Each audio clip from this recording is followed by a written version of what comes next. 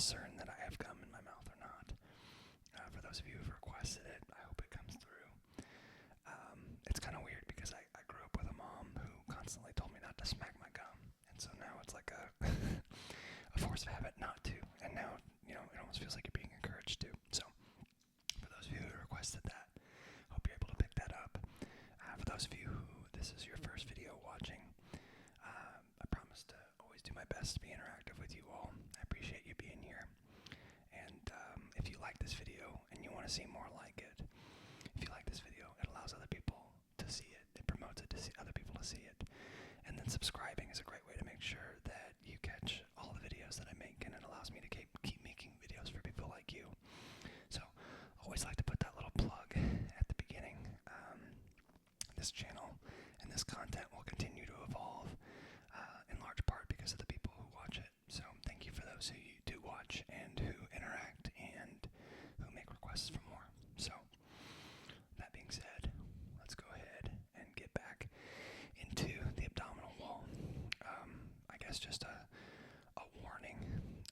It warrants mentioning again that I had double checked the policies for YouTube regarding nudity and things of that nature, and in an educational capacity, it is permissible. And I mention that just because we'll be talking about the sporadic cord, the scrotum, and the testes today, and obviously that has male genitalia. So, just warning everybody up front. I feel like everybody's mature. You talk to people like adults, they act like adults, hopefully. So I just wanted to tell everybody that up front as a way of disclosure, because you deserve to know. So, plug and disclosure out of the way. Let's get into it for real. Abdominal wall muscle facts. So, we're looking at the anterior and abdominal wall muscles.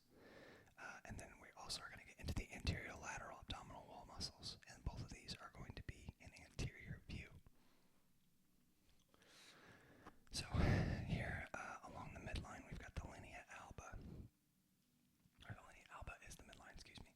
And then muscle 1 and muscle 2 that we can see. We'll go ahead and read them as we go so that things don't get lost in the mix. So it's not me talking about them and then reading about them. We'll do it one at a time here. So muscle number 1 here is the rectus abdominis. A reminder, again, when it comes to muscles, origin and insertion. Origin is the starting point. Insertion is the end point of the muscle. The muscle is going to contract from the insertion to the origin. That's going to be the direction of contractility. So, number 1, rectus abdominis. There's a lateral head, and it goes from the crest of the pubis to the pubic tubercle. And then the medial head, the anterior region of the pubic symphysis. The insertion, the insertion is going to be the cartilages of the 5th to 7th ribs, and then the xiphoid process of the sternum. And then the innervation is the intercostal nerves from the T5 through T11 section, which makes intuitive sense because that's that general region, while also getting some from the subcostal nerve of T12. The action is it flexes the trunk, compresses the abdomen, and stabilizes the pelvis, which also makes sense because of the origin and insertion involved, the functional anatomy involved. Number 2 down here is the pyramidalis, and it goes from the pubis anterior to the rectus abdominis to the linea alba, which runs within the rectus sheath. And so the linea alba is kind of like another thick connective tissue layer. And the innervation is that subcostal nerve at the T12 lateral level, and it tenses the linea alba, so it pulls on it, basically calls the linea alba to action. Now we're getting more lateral, and we're in the anterior lateral section. So we're going to have the external oblique, number 3, and the origin is going to be the 5th through the 12th ribs, and it's going to insert into the linea alba. It's got intercostal nerves and subcostal nerves, and its function is noteworthily unilaterally. It bends the trunk to the same side, and it rotates the trunk to the opposite side. So same side flexion,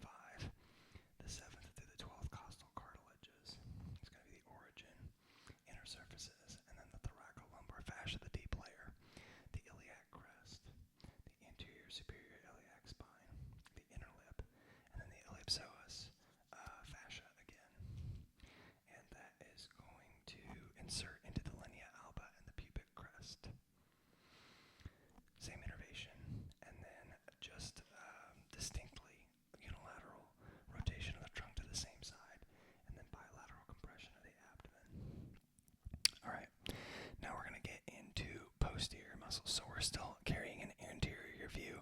We're just looking with these other muscles transected out of the way so that we can look in and see. So the psoas major and the iliacus are together known as the iliopsoas. And that's going to be, they show it on the left side here, I think. Yeah. So we got the psoas minor and major. Psoas major and the iliacus together are the iliopsoas. Okay. So the psoas major in figure 31 is 17. That is on a different page. So we'll stick with what we have. The psoas minor is going to be T12, L1 vertebra and intervertebral discs, the lateral surfaces. It's going to insert into the pectineal line, the iliopubic ramus, the iliac fascia, and the lowermost fibers may reach the inguinal ligament. It is a weak flexor of the trunk. Alright, so then we got the psoas major, and again the psoas major and the iliacus together make the iliopsoas. So these two together, 6 and 7, running together. And then the psoas major has a subdivision of a superficial layer and a deep layer. So the T12 through L4 vertebral bodies and associated intervertebral discs, the lateral surfaces, and it's going to insert into the femur. So starting here, into the femur. And that superficial layer, or the deep layer, is going to be L1 through L5 costal processes. So the superficial starts higher, and then the deep layer starts a little lower. And it's going to insert into the lesser trochanter. So the trochanter is kind of a bony prominence. Not like a, it's not a, I'd actually have to look up what exactly a trochanter is specifically defined as, but in my mind I think of it similar to a tubercle. And that trochanter is down here, the greater or the lesser trochanter. So there's a greater and a lesser. And the joint insertion, it operates as the iliopsoas muscle. So the psoas minor and the psoas major both have L1, L2, and some L3 spinal innervation. And at the hip joint, it's a flexion and external rotation of the lumbar spine, or at the lumbar spine with the femur fixed. And then unilaterally, the contraction bends the trunk laterally. Bilaterally, contraction raises the trunk from the supine position. And again, supine is like when you're laying flat on your back. Iliacus, number 7. It's going to originate from the iliac fossa. So this is the ilium, and then the fossa is kind of the little space set aside in here. So it's going to have the same insertion point, because again, it's operating as the iliopsoas together. And really, it's not a stretch to see how they got that name, iliacus and psoas, iliopsoas. This is different because it has the femoral nerve from the L2 through L4 as the innervation. And its action looks to be the same. And then the quadratus lumborum, number 8, originates from the iliac crest and the iliolumbar ligaments, which can't be visualized here, inserting into the 12th rib and the L1 through L4 vertebrae, the costal processes, innervated by the subcostal nerve of T12 and the L1 through L4 spinal nerves, which is thankfully pretty intuitive. Unilaterally, it bends the trunk to the same side, and bilaterally, it's for bearing down and expiration, stabilizing the 12th rib. And when it says bearing down, you can think childbirth. And for men who will never experience that, you can think an unpleasant trip to the restroom. That's the function of bearing down, so that it will contract and assist, you could say. Alright, now let's get into the anterior, lateral, and posterior abdominal wall muscles. So we really got into it in the origin insertion, and we can take kind of a more casual, holistic look, like with all of them together over here. So here's that linea alba, that thick connective tissue sheath here. And there's the tendinous intersections, which actually, if you look closely, kind of get the separation for abs, for those of you blessed to have them. much thinner just so that you can see it easier, but it's a pretty thick, very important functional muscle. Here's the psoas major, and the iliacus running in together as the iliopsoas into that lesser trochanter. And then there's that little pyramidalis down here, rectus abdominis, and then the inguinal ligament, which is going to be an important line of demarcation here in the coming pages. Here is the external oblique aponeurosis, which it attaches to. And then, let's see, anything else we want to highlight there? No, external oblique. So now we're going to layer deeper into the internal oblique. And then in the innermost layer, the transversus abdominis. So it would be innermost, this would be on top of that, and then this would be on top of that, on top of these two. So we will keep it going. Okay, inguinal region and canal. The inguinal region is a junction of the anterior abdominal wall and the anterior thigh. The inguinal canal is an important site for the passage of structures into and out of the abdominal cavity, e.g., or example given, the components of the spermatic cord, which you'll see is very important here shortly. And again, this shows the layering of the transversus abdominis, internal oblique, and then the external oblique outermost. And then the iliopsoas running through here. Here's the femoral nerve. And here's the femoral artery and vein. And there, let's see, here is the ilioinguinal nerve right in here. And then the reflected inguinal ligament, and then here is the spermatic cord running through here. Let's see what else is worthy of highlighting. There's the cremaster muscle and the cremastic fascia, which we'll get into the function of that here shortly. The pectineus has been transected and laid back so that we can see in. And then I guess I didn't mention the rectus abdominis also as well, going up through here, connected to that linea alba. And then this is going to be male anatomy here, or up that, yeah. Let's see. Here is the superficial inguinal ring and the lateral crus, and then the site of the inguinal ligament. The genitofemoral nerve runs through here, and the artery and the vein of the round ligament for men again.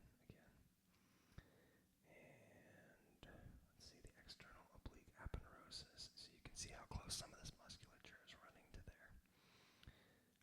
This is for the male, this is for the female, sorry if I didn't clarify that. When I said male, I didn't, obviously, this is female. So yeah, this is for the male, this is for the female. Okay, structures of the inguinal canal. We're going to look at each one as it's highlighted. So the structures of the wall, of the anterior wall, is formed by the external oblique aponeurosis, which is right here, number 1. The roof is going to be formed by number 2, which is the internal oblique, and number 3, the transversus abdominis. The posterior wall is going to be number 4, which is the transversalis fascia, and number 5, the parietal peritoneum. And then the floor is going to be down here, which is the inguinal ligament, which is a densely interwoven series of fibers of the lower external oblique aponeurosis and the adjacent fascia lata of the thigh. So just kind of a collection of fascia through here that ends up forming and serving a very functional purpose. The openings are not numbered, so the opening's going to be in here. The superficial inguinal ring is going to be the opening in the external oblique aponeurosis bounded by the medial and lateral crus. The intercrural fibers, which we saw over here, the crus, intercrural fibers, and the medial crus. And the reflected inguinal ligament. The deep inguinal ring is going to be an outpouching of the transversalis fascia lateral to the lateral umbilical fold, inferior epigastric vessels. So here they're going to do a dissection of the inguinal region. So here's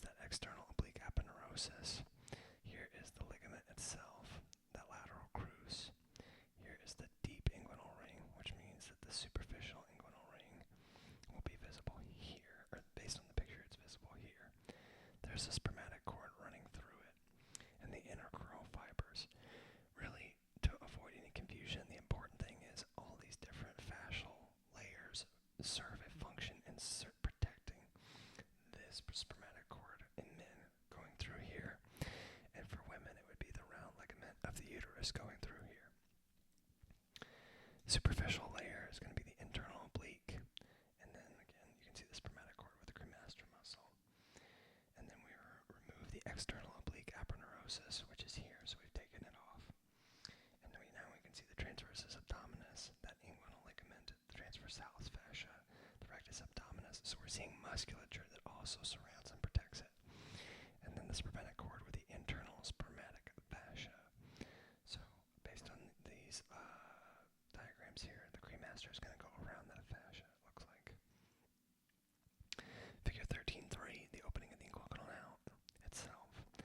So there's the internal oblique, and then the genitofemoral nerve running with it, the genital branch. Here's the ilioinguinal nerve as well.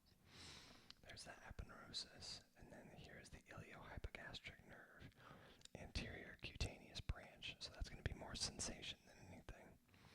And then the superficial inguinal ring, which has been cut open, and then the spermatic cord with the cremaster muscle and the cremasteric fascia. And then here, that's the external oblique aponeurosis. Here's the internal oblique and cremaster. So here is the transversus abdominis, so we're just going deeper here. The internal oblique, the inferior epigastric artery and vein, and the interfovoliar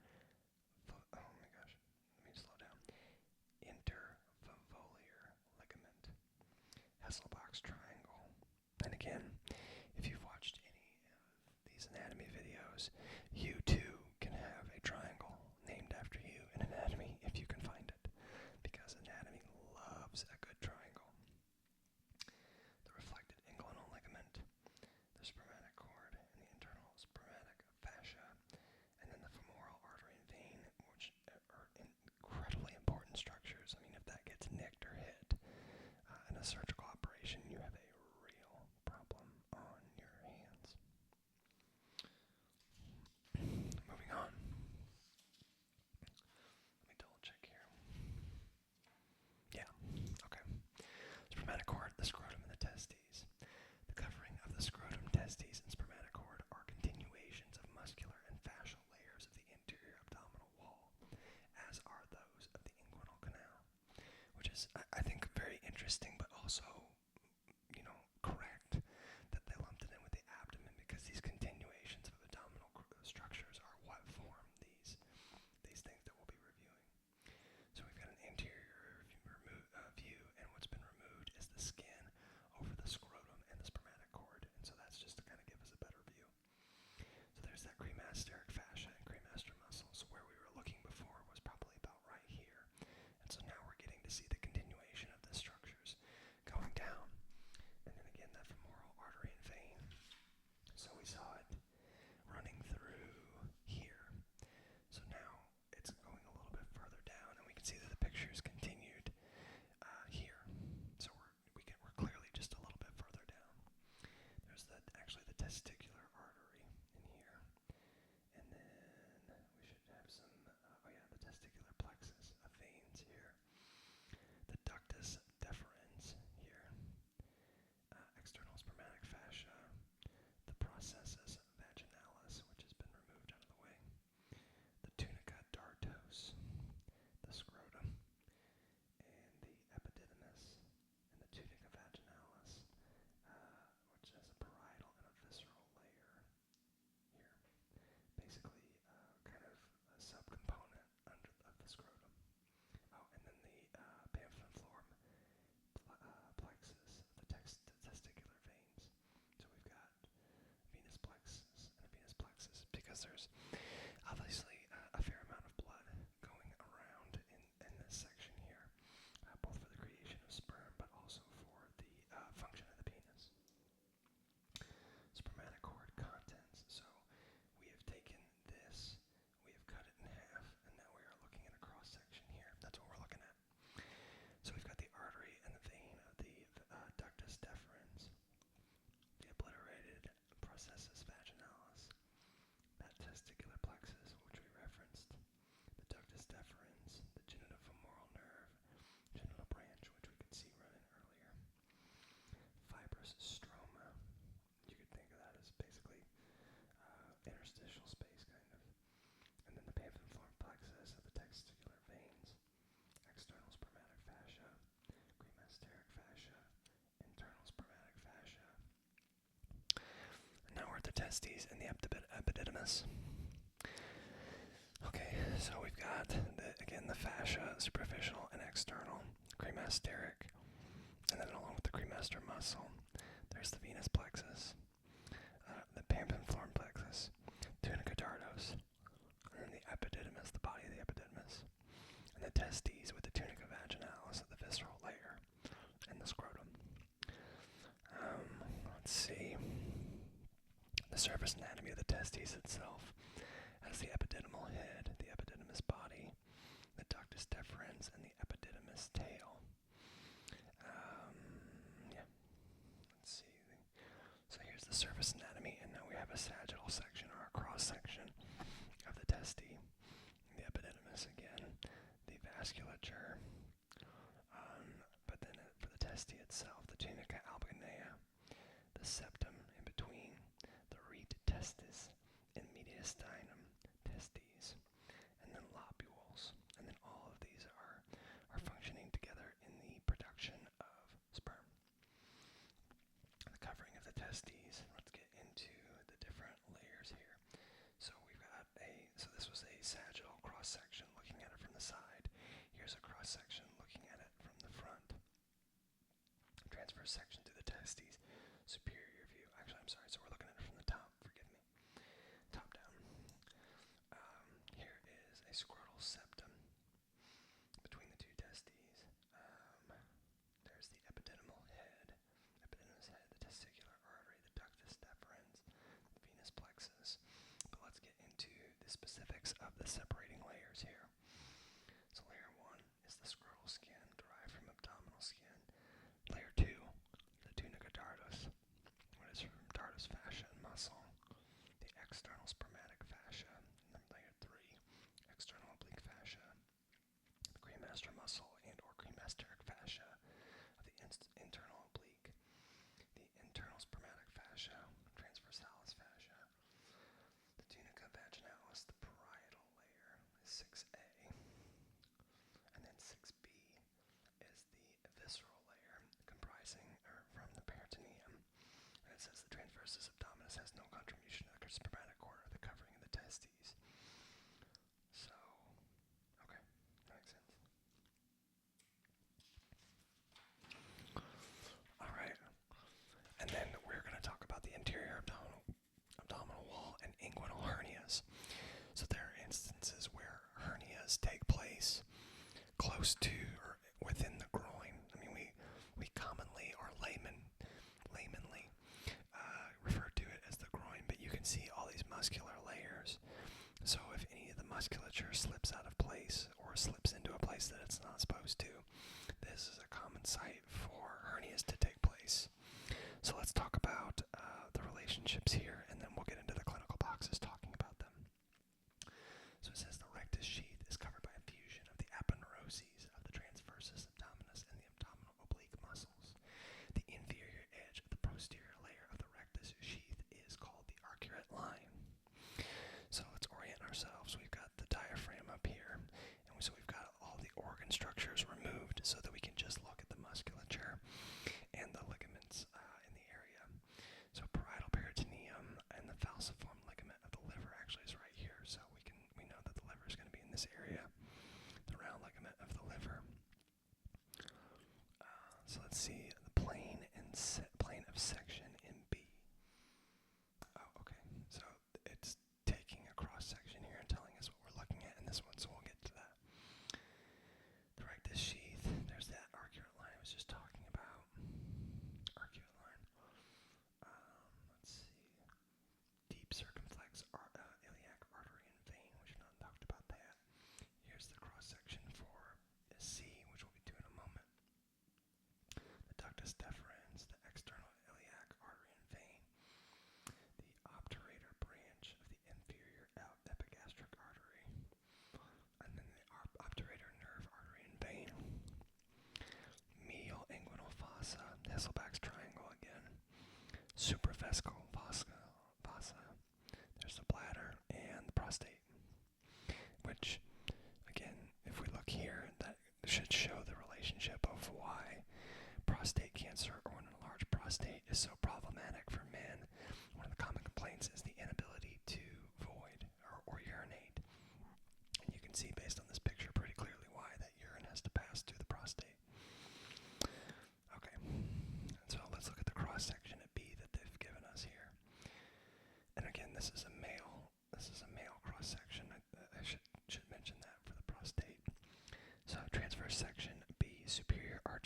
arcuate line. So we can see the external internal oblique, that rectus abdominis moving more medially, the rectus sheath, the linea alba, the superficial membranous layer of the subcutaneous tissue called scarpus fascia, and then the superficial fatty layer of the subcutaneous tissue, or Camper's fascia. External oblique aponeurosis, internal oblique aponeurosis, transversus abdominis aponeurosis. So all that right there, that's just the connection of these fascial layers. Transversalis fascia and the parietal peritoneum at level B, at level C, further down. We've got the external oblique aponeurosis, and more aponeuroses here. The rectal sheath, the linea alba, the superficial abdominal fascia, and the parietal peritoneum. So it's a little bit less busy, but we can see actually that the abdominal structures or the abdominal musculature is moved closer together. Okay, inferior anterior abdominal wall, structure and fossa. So, transversalis fascia, the transversus abdominis. Here's an iliopubic tract, which we've not talked about yet. There's the interfovoliar ligament again. And let's see, what else do we need to highlight? That external iliac artery and vein in the area. The iliopectinal arch, the psoas, so that should help orient us. And then the femoral ring here, which I'm sure we'll get into whenever we talk about maybe a little bit further down. But now, for your viewing pleasure, something that I always really enjoy and hope that you all do too, is the clinical boxes. Tell us what is wrong. So in this case, we're going to be talking about inguinal and femoral hernias. So basically a hernia is any musculature that slips out of place and kind of bundles up. I'm trying to think of a good way to describe it, something that I could compare it to. In my mind, it would be like if you had a water hose going under a fence or something, and it's everything's in place, but then too much of it slips out, and then it's full of water, and you can't pull the hose back in. That's the only thing I can think of. If I think of a better comparison, I'll make it, or maybe they'll make it for me. So inguinal femoral hernias, indirect inguinal hernias occur in younger males and may be congenital or acquired. Direct inguinal hernias generally occur in older males and are always acquired. Femoral hernias are acquired and more common in females. So there's the inguinal ring and the inguinal ligament and the inguinal canal. Here's the peritoneum of the hernial sac. So basically you see this bulge here. It's musculature that has slipped down and basically can't slide back up into the ring like it's supposed to, so it requires circumsurgical intervention. So this is considered an indirect inguinal hernia. And when it says acquired, I think that means by some kind of injury. I believe that's what that means. So indirect and then direct in comparison. Okay. So